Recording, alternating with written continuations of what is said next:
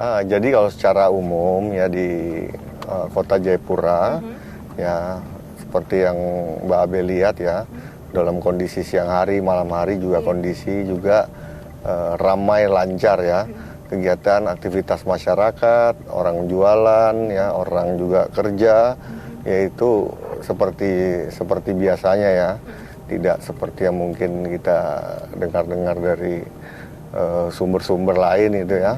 Ya, jadi semua prinsipnya kalau kita bilang itu aman dan kondusif ya. Nah, kalau terkait dengan kediaman sendiri Bapak Gubernur Lukas NMB, yang di mana ini daerah Koya ya, daerah Koya, distrik Muara Tami, memang ada kumpulan dari masyarakatnya ya, dan juga memang kita lihat situasi di sana itu rumahnya cukup luas, dan yang ada di sana juga ini memang yang merawat dan yang menjaga rumahnya seperti biasa. Kalau memang pas tanggal 20 memang itu sedikit ada kumpulan massa. Dan juga Bapak Gubernur, ya Bapak Lukas NMB telah menghimbau ya untuk masyarakat bisa kembali ya beraktivitas seperti biasa, karena juga mungkin tidak perlu ada yang dirisaukan ya, sesuai dengan apa pesan dari Bapak Gubernur melalui kuasa hukumnya. Dan juga kita lihat juga memang di daerah Muara Tami, khususnya di Koya ya, kediaman, kita juga bisa melakukan patroli. Memang saya menyampaikan kepada anggota tidak juga harus lewat depan rumah Bapak Gubernur, karena nanti takutnya ada kerawanan yang bisa memancing. Tapi prinsipnya bagaimana lingkungan sekitar dari Bapak Gubernur dan juga masyarakat sekitar ini juga bisa mendapat keamanan dan kenyamanan. Ya, tentunya kita sebelum ada penetapan tersangka ya, tugas kita ya turjawali. Tugas kita adalah pengaturan, pengawalan, patroli. Tugas kita adalah Harkamtibmas. Itu yang tugas pokok ya. Jadi itu sudah terjadwal. Kalau kita bilang sudah rutin ya, sudah terencana. Ya, tetapi karena ada sedikit ya kita bilang ada eskalasi ya, Kamtibmas terkait dengan ancaman-ancaman ya, prediksi-prediksi dari intelijen, tentunya kita meningkatkan kembali patroli, kemudian juga razia, kemudian kita melakukan penebalan ya, personil kita di backup ya, sampai saat ini di Polresta Jayapura itu ada 2 SSK satuan tingkat kompi dari Brimob Nusantara, yaitu dari Polda Brimob Brimob Sulut dengan Sumut. Sulawesi ya. Dengan Sumatera. Iya, Sumatera Utara itu ada penebalan. Nah, tentunya juga kita di backup juga oleh Bapak Pangdam 17 Cendrawasih, kemudian kita juga ada operasi Damai Karten di sini yang juga ada personil pengamanan, kita di backup ya, mengingat tentunya kita jangan sampai ada situasi yang tidak bisa terkendali ya. Nah, pimpinan juga mengambil langkah-langkah untuk melakukan penebalan, sehingga kita sudah melakukan juga ya langkah-langkah upaya apabila ada eskalasi yang meningkat. Kita sudah melakukan sistem pengamanan ya, itu sudah kita latihkan juga ya personil kita. Oke, jadi kita ada 6 titik ya, kami melakukan plotting penempatan personil Brimob itu di 6 titik, yang tentunya dari titik ini bisa mengcover masing-masing daerah wilayah hukum Polsek. Kita ada 5 distrik ya, 5 distrik di kota Jayapura. Nah, tentunya mereka ini juga ya tadi kami sampaikan dilibatkan juga ya dalam kegiatan rutin tersebut. Nah, terkait dengan malam hari ya, memang tentunya kita lihat berdasarkan hasil analisa dan evaluasi Kamtibmas kita, banyak kejadian kejahatan ini dilakukan pada jam-jam kecil ya, atau jam 12 ke atas. Nah, yang didominasi oleh yang men-triggernya itu minuman keras ya, sehingga terjadi penganiayaan, terjadi perampasan, penjambretan.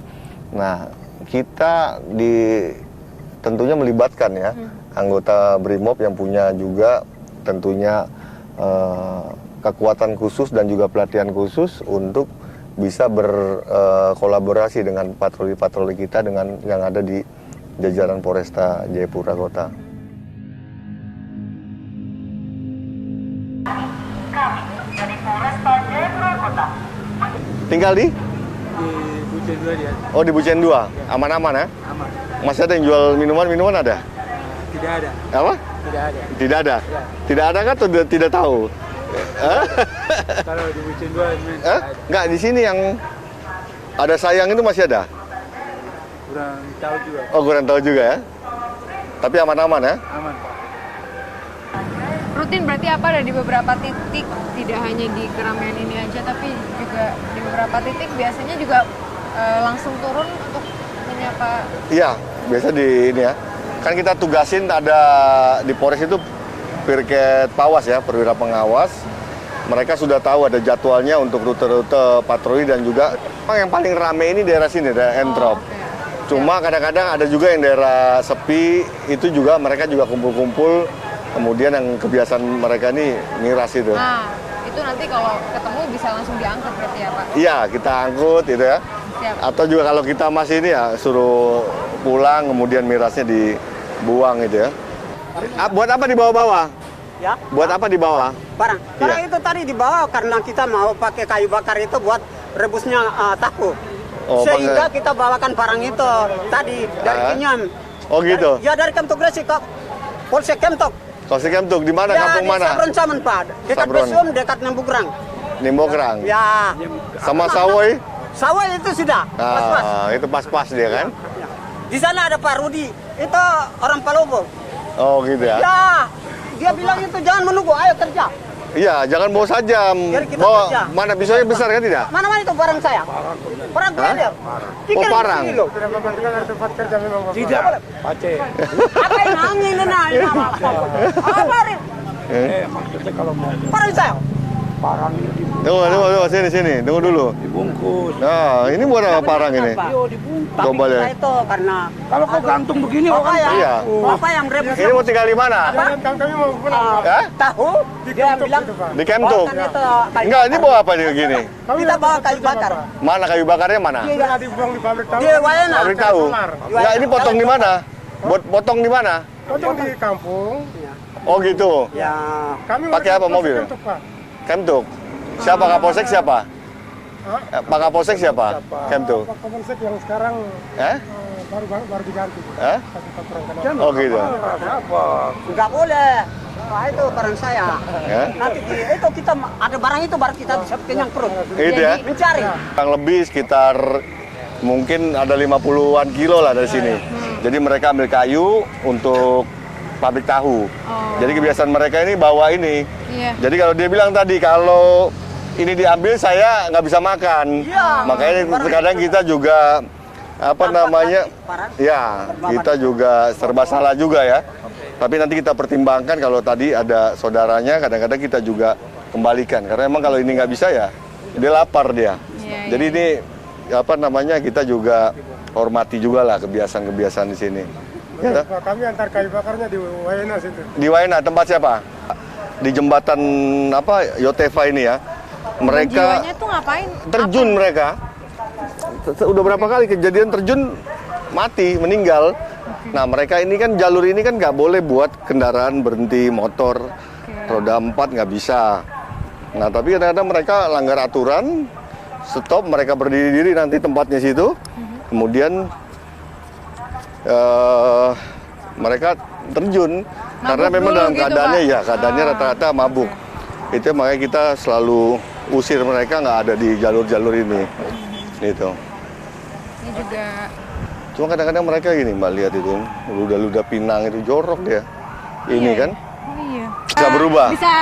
Bisa berubah gitu. Iya. Meskipun sekarang kondusif, kita nggak tahu besok dan sebagainya. Iya. Gitu. Kata Pak Wakapolri juga katanya kan antisipasi terus dilakukan gitu kan. Iya. Pak.